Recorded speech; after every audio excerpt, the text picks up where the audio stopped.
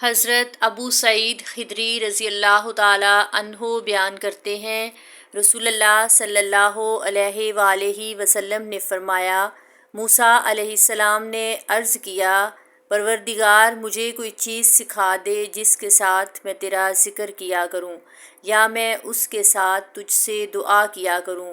فرمایا، موسیٰ لا الہ الا اللہ پڑھا کرو۔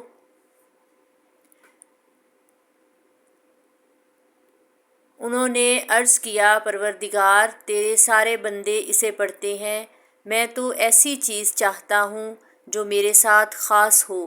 فرمایا، موسیٰ اگر ساتوں آسمان اور میرے سوا جہان میں بسنے والے اور تمام زمینیں ایک پلڑے میں رکھ دی جائیں تو، اور لا الہ الا اللہ دوسرے پلڑے میں رکھ دیا جائے تو لا الہ الا اللہ ان پر بھاری ہوگا۔